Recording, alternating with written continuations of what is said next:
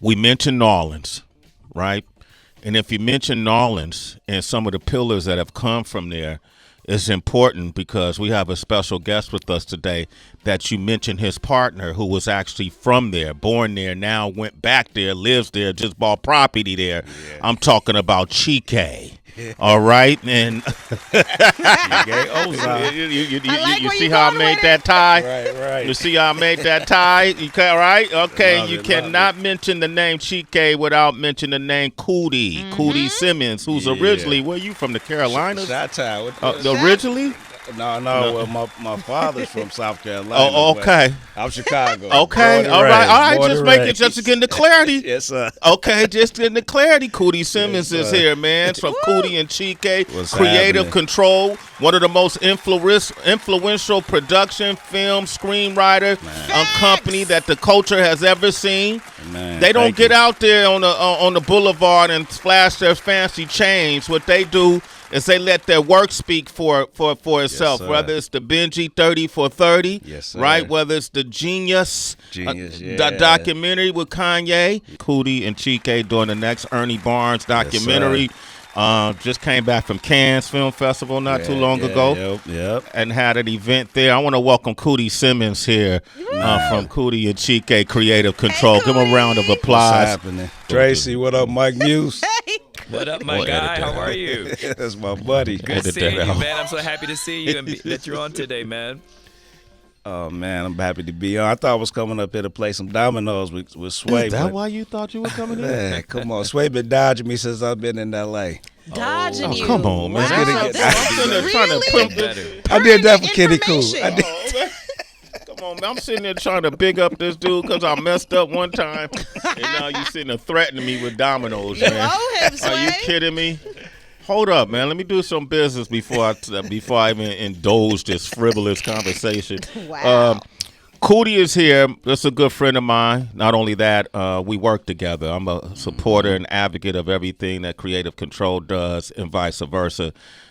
We often build together. We fellowship together. We do play dominoes. We created a league along with Kenny Cool and Chance, Citizen Chance, called the Dominology League, and we're developing an app around dominoes, and it's to bring folks together. And one of the things that Coodie has always done, even when we're playing dominoes, he documents every single moment. And people wonder, well, why do you always have a camera? Right? Except for this morning. But why do you always... Hey, let me get it out. No, you ain't got to. Why do you always have a camera? And so that camera led to him, over decades of footage that, say, for example, that he followed Ye around with, ended up being an award-winning documentary that's easily the best one we ever seen, in my opinion, Thank you. surrounding the rise of Kanye West, right? Now known as Ye. And he came by today, man. I just kind of wanted to celebrate him and Creative Control a little bit. So give him a round of applause, Coodie. Man, Coodie, thank you. What would you say for you and Chike have been probably the most milestone moment you've had in the works that you put together? Milestone one, I would say genius. Okay. That was 21 years in the making, so it was like, took me forever to do. And then me meeting Chike off of, MTV.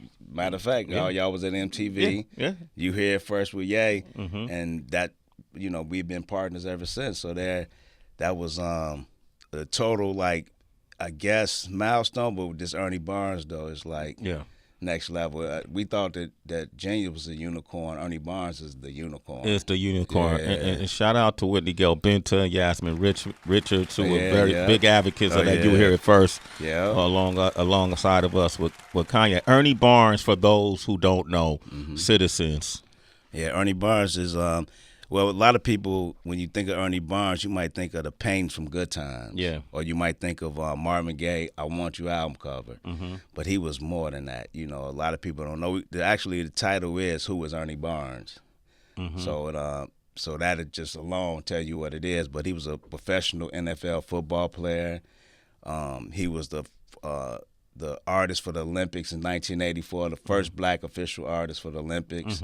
84, Wow. he did so much, iconic. You Yeah. know, and his the Pain the Sugar Shack just auctioned off. They estimated 150 to 200,000 max to They thought that was going to be, but it went for $15 million. 15 millions. 15 M's. And then you got Eddie Murphy, who owns the second one. Uh-huh. So Eddie Murphy owns the first one that he ever did. And for it's Marvin. called what? The Sugar Shack. Okay. Yeah. All right. And then Eddie Murphy owns the second one? Eddie Murphy owns the first one. Okay. So him and Marvin Gaye was playing basketball, and after the game, he showed Marvin, like, Marvin, I did this painting. And Marvin was like, let me take it. Let me show Barry.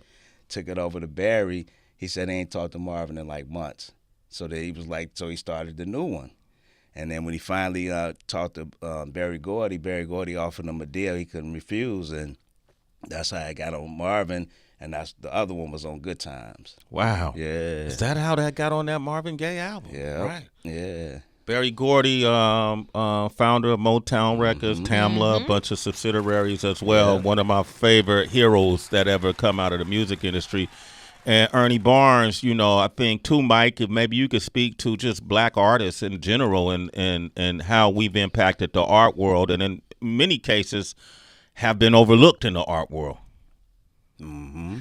Absolutely right. I think what Coodie and Chike are highlighting is that, but I think that's the genius, no pun intended, of Coodie and Chike is how much they really amplify such cultural moments of us. I think the Benji story, for me, I still talk about it often and how it reshaped my mind about recidivism in prison and how our justice system just isn't just in the way that you can go in, a incredible human being, and then become hardened once you're in prison by Benji's associates. So just thank you, Coodie, for what you and Chike do and being such a great human being and a good friend. So just want to say I love you on that one. Thank you, Mike. But I think the way to your point and your question is absolutely right. A lot of black artists, you know, have not gotten their due. We're starting to see the moments now where a lot of younger artists are having a really big moment, like Lauren Halsey. She's having an incredible moment right now, and you are starting to see black art get into the auction space. And I think Coodie that's what he's addressing right now with the Ernie Barnes thing. And so the more we're able to have our art get auctioned off at Christie's and Sotheby's, the more the profile will raise, but also too the value of the art too will also be raised as well. A record was broken. I cannot believe I'm slipping on this guy's name, but he's literally is my favorite artist of all time. Chicago and Coodie, the one who did the painting that went for like $100 million. I think Diddy purchased it, 75. Oh my God, I'm looking right at his face. I forget his name. Anyways, I'll Google it and come back to it. Look that up, it. Lonnie. Yeah. Yeah. It's my favorite painting of all time. But anyways, to your point. Not Jacob Lawrence. Not Jacob Lawrence. We're getting close though. He's still alive. But the point, Sway, is that was the highest auction item for a black artist. And he's still alive, which is great because most of the times those paintings, their value doesn't rise until they're gone. And so he is able to see the fruit of his labor now, which is great. Let me look up his name. Yeah. Cool. Sorry.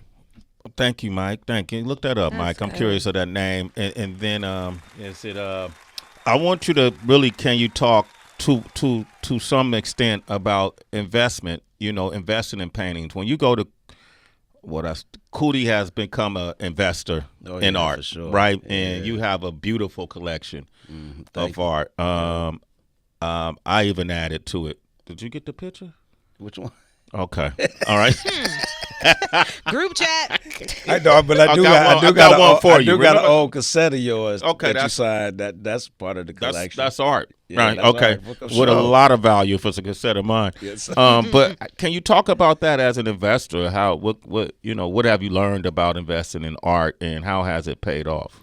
I mean, it's tripped out because it's like you get what you like. You know what I mean? So like God just blessed me to like first meet Ernie Barnes first. You know what I'm saying? I used to dream about having his paintings, but I called them JJ paintings. Yeah, from But Good Times. From Good Times. Yeah. I used to be like, I'm gonna have a house like this, paintings like this, a wife like like you dreaming. But when it come to art, it's like we just started meeting artists. Like we met Derek Forjoy, young Derek Forjoy, and Chike was like, we got to get a piece. We did a documentary about the first African American to play in the NBA. You know what that is? Who is that? Earl Lloyd. How could you like that? I said that to be done. No, but Earl Lloyd was the first. So we did a doc on Earl Lloyd, which we haven't put out yet, but we will. But we had Derek Forjoy in 2016 do the cover, like the artwork, and but now he blew up. So we got this huge Derek Ford Jordan painting for like, I guess, little or nothing in consideration of what he's selling now for. But that was like one of the pieces. And it's like I just kept meeting Sylvia Myers and, you know, Alvin Armstrong, everybody who I meet, and I film them, you know, how I do. So I'm filming them, and then I get a piece early, and then all the pieces, you know, started like going up. And that's the start. But like Swiss say, you got to get what you like, you know. Swiss Beats. Man, yeah, Swiss Beats, yeah. Get what you like. And you know, that's how I think you should collect. That's how you should collect. Are there any benefits to it tax wise? Yeah. I mean, I guess I would. You want to go that I would like to speak on taxes and stuff. He was about to go in, Mike, and he pulled out. Go ahead, Mike. Mike know. Mike know. No, it would be taxed like an asset, just like any other asset. Okay. Once you sell it, and once you buy it, you're buying it as any other investment. But I want to correct the record that I found the artist Coodie in way. It's Kerry James Marshall. That was the artist, and the painting sold for $21.1 million. And I want to correct the record because, well, you know, I'm big on data. It wasn't the most expensive painting by a black artist. It was the most expensive painting by a living black artist that went for $21.1 million. The most expensive painting for a black artist goes to Basquiat, and that was sold for $110.5 million in 2017. So, yeah. Okay. Trace, you want to add to this?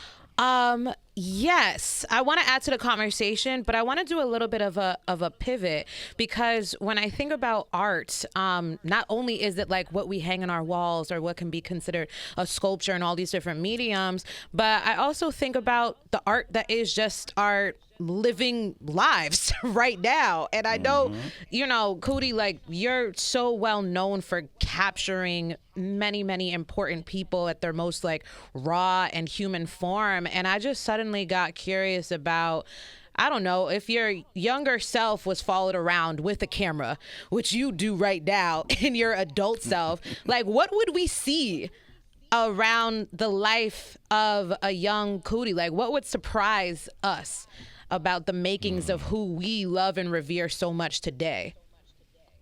Right. I mean, well, I was actually in front of the camera my early start of my career, doing stand-up comedy. Right. And then I used to host Channel Zero. So, but like, if you're talking like further early back, Chicago days, like, oh man, it'd be like Boys in the Hood or something. Oh, really? You know, growing up in Chicago with the gangs and all the things that I seen and been through. I'm just blessed, man. God saved me from a lot. You almost, huh? Almost. I was telling Dion, I was with Dion Cole, the comedian who he came up with. Who is exec producing the Ernie Barnes. But I was telling Dion how I even got to New York because I got carjacked. You know, but me and Dion was in Miami the weekend before I got carjacked, and we had the best footage ever. I'm talking about footage of Jay-Z and J-Lo and everybody just kicking it, Magic Johnson. And when I got home, I got carjacked, and I told Dion, I said, Dion, man, I just got carjacked, man. They stole my chain, my car. They took the camera, all the footage from Miami. He said, all the footage. That's all he said. That's all he cared about, huh? Dion didn't care about your health, your wealth, your well-being, nothing? I said, dude, they bust me in the head. They did everything. It was like, so you don't have none of the footage from Miami? We was joking on it yesterday. That's why I mentioned it. But, you know, growing up in Chicago, it definitely, you would see a lot of times, like, you know, I'm real deep in faith, and my mother told me that Jesus was the Son of God, so I used to kick it with Jesus, and I like pray to God, you know. So Jesus was my homie. So the situations that I had, like guns to my head, like this dude pulled a gun to my head and pulled it off, it didn't go off. I was like, thank you, Jesus. You know, just all the things. So that, I think you'll see a lot of Christ saving me, you know, through different things, and blessing me, you know, even blessing me to meet Dion, who I got early footage of, you know, Ye, of course, you know what I'm saying, the Takitha, McKelly. I just documented so many people. John Legend, you know, early John. I got a full for sure genius on John Legend. Wow. Yeah, like man. going in Sony, nobody know who John Legend. You know, just all of the same situation. But yeah, I mean, I guess through my footage is like my eyes, so. I'm there to a lot of those things. Man, you know? this man Coodie Simmons, get this man Creative Control. It's the name of his company, along with my man Chike, and they got Ernie Barnes documentary. When is it coming? We plan to premiere 2026. That's the goal. We pretty much finished with the doc. I interviewed his nephew Marcus Gradney this weekend. That's why I'm here, and we're gonna add him in. But it's good. We got Debbie Allen and Kareem Abdul-Jabbar, of course, Swiss, and you know. But his collectors are like from Sylvester Stallone to like, you know, Will Smith, you name him. He collected Ernie Barnes. We ain't get Will in there. You didn't get Will? You need his number? I got Will's number. Yeah, hit him up for All right, me. let me hit him up, please. Man. Tell him I need him. All right, cool, man. All right, great. Thank you, man. I'm going to do that. Coodie Hangout Juvenile just arrived, so we're going to have him come up momentarily. But, man, Coodie is here. How can people reach you? Oh, man, y'all can follow me on Instagram at Coodie Rock and Creative Control at Creative Control. And we about to start CreativeControl.tv. We about to put that back out. You know, that we had in 2009 to 12. That was amazing. With Dame, but we about to relaunch that. Not with Dame, but you know. Would you ever consider working with Dame again? I mean, I love Dame. You know what I'm saying? I learned so much from Dame and Dash, but you know, I don't know. You know, okay, you never know. You never know. All right, man. Thank you, Coodie. I appreciate you, man. You.